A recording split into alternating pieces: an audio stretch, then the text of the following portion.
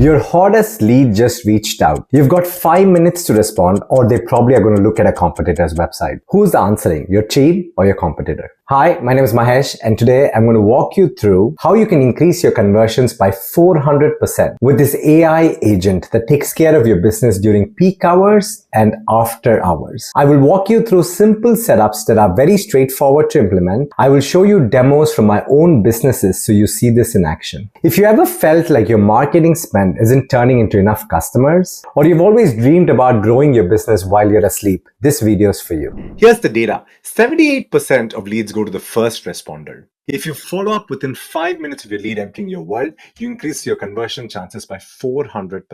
Wait just 30 minutes and your chances drop by 80%. And yet most businesses wait hours or even days before they respond. Think about this. Every delayed reply is you basically handing over your business to some other business out there. So this organization called Inside Sales has done a pretty interesting study on looking at the first response time. So the response time is basically the delay between the time the lead enters your business and the time you respond back. And the shorter the response time, the better your conversions are. And the numbers are not even funny, right? Because you can see that within the first 5 minutes, your conversion rate is way higher and it goes down as time goes on. So we all understand that responding to your leads fast is a good thing, right? I'm not sure. A lot of business owners I speak to, especially traditional entrepreneurs that are not working in sort of tech but have more brick and mortar businesses, might not totally agree with what I'm saying. And I want to break these myths down. So the first myth is the fact that you're always busy. And as a small, medium-sized owner, I understand that you are part of the delivery. You are part of the value. So if you started a bakery because you like to bake, you are baking most likely, right?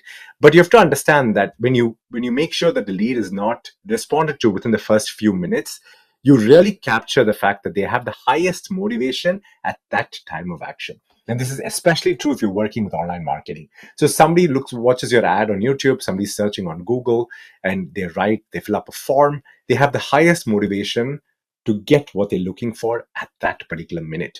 And as time goes on, the decay happens, the decay increases, that they get less interested. I'm sure you've reached out to a lead a couple of days later and you say, hey, I'm calling you from Stella's Bakery. And they're like, who's Stella's Bakery? Like, who are you? And most likely that's the most common response, unless you have a very well-known brand or you're a very local brand. So when you realize that people have the highest motivation at the time of action, you really want to capture them. The second thing, which is a myth, is I don't want to work on Saturdays, and neither do I. I don't want to be working all the time either. But the truth be told, your customers don't care about it. They want the service when they want the service. And if you're not able to give them the service, they're going to find the business next door or next to wherever they are that gives them that service at that particular time. Good leads will wait for us is another myth, but that's not true. 78% of buyers go to the responder that goes first, and you've watched this stat already. So there's no question of good leads waiting for you unless you're a very well-known brand. In that case, you don't even need to watch this video. You call them back and they don't pick up, which is a very common occurrence. And my antidote to that problem is not to stop calling, but to come up with other channels. Because some people really like SMS, some people love WhatsApp, some people love Instagram DMs, some people love emails, some people love to chat. And especially if you're going after the younger generation, they don't want to be speaking on the phone. They love Instagram DMs, for instance. But if you're serving an older generation, about 50, they love to speak. So you really need to figure out what channel appeals to which part of your target group. And my view on it is that you want to be across all channels and really have good coverage so you're able to reach people wherever they want to be reached. And I'm going to show you later in this video how to cover all these different channels through very simple workflows. And finally, which I think is a mindset, is that a lot of business owners think it looks desperate. It's not cool to get back to your leads really fast. And this is so far away from the truth. Speed signals that you care about the prospect and you're professional about your service. I would rather do business with somebody who's prompt than somebody who's appearing to be vague and cool because they're in their own world. I'd rather do business with somebody that actually has my interest at heart, which is really what you're signaling if you get back to your lead fast enough. But obviously, to provide a service like this on a Saturday or a Sunday or, having long working hours is not feasible if you have families, you have other commitments and so on. And this is where I love the marriage between human and AI. Let's look at some of the challenges we have. The first challenge is that we have people challenges, right? It's very hard to get people to work for you at odd hours. It costs a lot of money. It costs a lot of time to train them. A lot of them leave, leading to attrition problems, meaning you'll have to retrain people again and again. And it's a hassle. And when it becomes too much of a hassle, after a while you give up and you just accept substandard service, which I've been privy to, right? Both as a customer and as a business owner. So at Moonrise, for instance, we had such a hard time getting people to follow our checklist that after a while we just kind of gave up for a few months, which led to really poor customer experience. And that was a wake-up call for us to redo the process again. So I totally understand that it might feel overwhelming, daunting, but this is where I think AI can really help out. The other bit of the puzzle is that tools are a problem. A lot of small business owners don't have all the modern tools, and you have your CRM that is not fully properly used, and you have sort of general fragmentation of tools. And finally, there's a challenge with the mindset, and the mindset is what we spoke about here, which is not wanting to look desperate or giving up pretty fast and so on. And the mindset here has to be that if you're getting a lead walking through your door, it's the onus is on you to convert as many of them as possible into your customer. So what I'm asking you to do is not to work hard, but to work smart. Okay, and let me walk you through how you can do this. So the working smart bit is to add AI agents or AI workflows to your human teams. So we're not asking you to replace your human teams, but instead you're augmenting your human teams with superhuman AI capabilities. So here's an example of a flow that I use for my own channel. So the first is obviously you have your leads coming in from your ads, from your website forms, from your partners. They come into your CRM, which is sort of your central repository. And then there's some kind of qualification rules. And here, the framework that I love to use is budget, authority, need, and time, or B.A.N.D. And the budget is you're basically asking, if they have the money, or you're qualifying them with subtle questions about money, whether they have the need. So you're looking at, what is their needs? Can you actually serve them? Whether they have the time, so are they ready to put in the effort? Are they ready to do it now? Or do we need to find a time later on in the future? And obviously A is the action. Are they ready to commit to an action plan here? So you have budget, or authority rather. If you're selling B2B, it's authority. If it's B2C, I use it as action so that they're ready to do the work that is needed, right? So for instance, if you're selling fitness services, or you're selling exercise programs, first they need to spend the money, then they need to realize they need to put in the work, then they need to put in, they need to have the need of the outcome that you're trying to solve, and they need to have the time, right? So if it's B2B, obviously A becomes authority, meaning they have the mandate to make that decision. And from here you have prior 1 leads, prior 2 leads, and prior 3 leads. And here I just want to stop and say it's very dangerous to assume all leads are the same, because they are not. And if you're especially a small, medium-sized business, you should not consider all leads the same. You should come up with a framework to really segment them, because the prior 3 leads, you should not spend any human effort at all on them to begin with, unless they become a prior 1 lead, or you get data later on in the process that they can be interesting. So you really want to start with your prior 1 and work your way down. And then you obviously want to cover as many channels as possible, as we spoke about before, and you want to have follow-up rules and nurture rules. My way of looking at AI agents that can make this work done is that it needs to be part admin, part sales support, and part customer support. So just having a sales agent might not cut it for many of us, because you want somebody to be able to book in your calendar, rebook, and so on. And that's the admin bit. Maybe send invoices, collect payments, help reconcile payments, look at what is missing in terms of payments that have to be made if it's a recurring customer, and so on. And same with customer support, where they can answer basic questions about your service. So it's just not about pushing them into a sale, but it's about giving them support so they feel held and they feel cared for as a lead, and making sure the admin works, so it's not adding overhead to your rest of your team. So I really look at my agent setup as a combination of all 3. So the way I do this in my business at Moonrise is that I have a 5-minute free pelvic health checkup.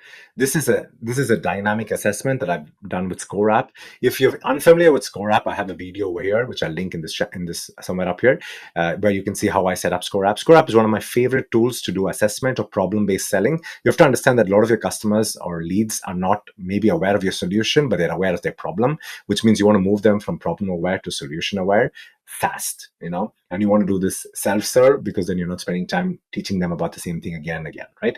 And an assessment is a great way to do that. So what we do is run meta ads that move people over here, and then let's say we spend $100 a day, we get about 300 leads a day, right? So we spend roughly, cost per lead is about $3, and out of the 300 leads that we get, maybe 200 finish the 5-minute assessment, right? And at the end of the assessment, they get a results page, and once they get the results page, what happens is my workflow gets triggered. So my workflow is triggered only for leads that actually finish the assessment, because if you're not even spending 5 minutes to do the assessment. You're not going to spend 10 minutes a day for 12 weeks to get the results that we are promising you would to get your health back. So our first criteria is that if you're not able to spend 5 minutes, you probably should not, you probably are not qualified. You can argue that maybe they don't want to do this as an online assessment, but if they speak on the phone, they might get qualified faster. So this is definitely a hypothesis we can work with, but we don't have the resources right now to do it. And I don't think AI, cold calling AI is there yet. So, but if that changes, obviously that makes it really exciting because you can save on human resources. So the way we take care of this workflow, the basic level workflow over here is through Zapier. Zapier is a much more simpler tool to connect different softwares together compared to N8N, which is my intermediate and advanced workflows, which I'll show you in the next part of the video. But this works for my first bit of lead qualification. So what we do is to connect Score app to Zapier. That's the trigger. So once somebody finishes the quiz, I get a filter. So the filter I have is the B.A.N.D filter, where I look at their budget and I look at whether they really need help. And once I understand that they really do, then I get an email to my shared inbox where I take all the answers that they have and send it to our shared inbox. So we have that as a record. And then I connect an AI node that writes a personalized email based on the user's results or what she has filled in. And then I wait for a couple of minutes and send this email, because you don't, when it feels like we're writing a personalized email, it can't be instant. So email is enough for us at this stage because we see really good numbers already with just email. But I can imagine us adding more channels over here as we go along. I'm going to show you how to add other channels in our N8N part of the video, which is coming up next. But if you're not even getting started with this, I just recommend you to get started with a very simple workflow like this, just linear workflow, one channel, one node, one message, and that's a great place to start because you'd already see an uptick in conversion, maybe not 400%, but you'd see an uptick in conversion already. And then once you see that, know what kind of messaging is resonating and how you're qualifying users based on the B.A.N.D framework, you can start branching out into my intermediate and advanced workflows. I'm going to give you all these workflows if you comment below in the video, so you're going to get it for free. But please comment so I can send it to you. Now, then we send an email to the user, based on what the AI wrote, and then we do a call. Now, most of the times, obviously there's an error because I tried calling myself for this test, but the workflow is pretty straightforward. The call happens where we say, hi, how are you? We saw that you filled up our assessment. I'm a digital assistant. I'm here to help you find your next steps. Are you interested in speaking to one of our teachers? And the basic thing it does is to find a time to book a time in the calendar. And we try to make sure that the calendar is always available for our prior one leads. So there is a workflow that we have where we just focus on prior one leads into one calendar, and we focus on that to fill that calendar up. Now, we also make sure that there's enough slots available every day. So if somebody fills in the form now and in 2 minutes later they get an email and then a call, and they say, yes, I want to speak to somebody now, and there is a slot available, they suggest, okay, we have a slot in the next 10 minutes. Do you want to take it? And then there's very high show up rate. There's like 85% show up rate because people have the highest motivation to join at that particular time because they've already made time to do the work to get this far, right? And once I've done that, I create a spreadsheet row where I have all the data logged in. And this is my simplest workflow. But since I get back to them really fast, I don't have a follow-up workflow over here. What I instead have is a nurtured email sequence where once they go through this workflow, 12 hours later, they get into my nurture sequence, and the next 7 days, they get 6 emails. And that's good enough for us to begin with. And again, I'm emphasizing the fact that you don't need to create complex workflows to get started. You want to create simple workflows that helps you get started in this way of thinking that you will start improving based on user feedback. So you just saw my basic follow-up workflow that gets back to your lead within the same minute. Now let's look at a more intermediate workflow, which is a little bit more complicated because we're combining different channels. And when it gets more complicated, I love to get into N8N because it gives me much more flexibility and granularity. It takes a little bit of time to build this. But again, as I mentioned, if you want my workflow over here, just comment below in the video and I'll send it to you. Okay. Now, so what I do over here is I have a Telegram trigger, a WhatsApp trigger, and a ManyChat trigger. So Telegram is a channel that feels private. So a lot of about 20% of our users use Telegram because they feel it's about their health and they don't trust sort of the other channels that they use. So there is that little bit of upside we get by using Telegram. Same with WhatsApp. And same with ManyChat. So ManyChat is more focused on Instagram and Facebook Messenger, and WhatsApp is just WhatsApp Business, right? WhatsApp has a limitation where there's a chat window that is valid for 24 hours. So if somebody writes to you and you reply back within 24 hours, that window is valid. And if they write back again, you have another 24 hours. So can you imagine people that are writing to you on WhatsApp and you never respond and that window is gone? You're not going to be able to contact that lead again because of their privacy policy, right? So that's why I think this kind of workflow is very important, especially as you start scaling and especially as you start improving your marketing and want to improve your conversion. Now, what I do is to connect these different channels into my switch node, and obviously with WhatsApp and Telegram, you can do voice messages. Even with Instagram, it's not that common, but it's possible. But definitely in WhatsApp, especially, it's very common that people use voice notes, and this is such a good form of customer service or sales support. Because if somebody can just, they're driving the car, they're sitting in the bus, they don't want to be watching their phone, they can just leave a voice note to you and they get support back. It's fantastic, right? So what I have is connect these different channels. I have a switch node and I download the files. So I have the download media from WhatsApp, download from Telegram, if it's a voice note, right? And once it's a voice note, I download it and then I transcribe it with AI. And then it goes into my sales node. I do the same with text. So what I do with text is to set the text. So I get the message and then I have a simple memory. Obviously, here you can go much deeper in terms of how much memory you want to have, and you can connect this to tools like Supabase. I'm not done that because in my business, if I get back to a customer fast enough, she always books a time, and that's good enough for me. And if she books a time in my calendar, she shows up, she's in my funnel, right? And she's being nurtured. So this isn't good enough for me for now. And what I do from there is I have my ad table, which obviously is my main database.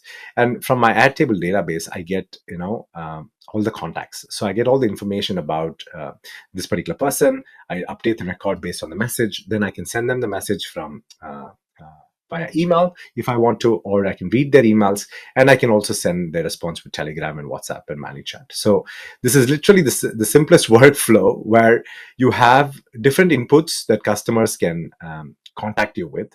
It can be voice or text. It can be transcribed. It goes into a little sales AI node that looks at the data, drafts a reply, can send it via email, or can send it via the channel that it came from. Obviously, if you just use one channel, then you can just have one output channel over here. If you're going to have multiple channels, you want to do a match node over here, which matches which channel the message came from and how the message is going to be sent back. I've not done that here because I have 3 different workflows with exactly the same setup.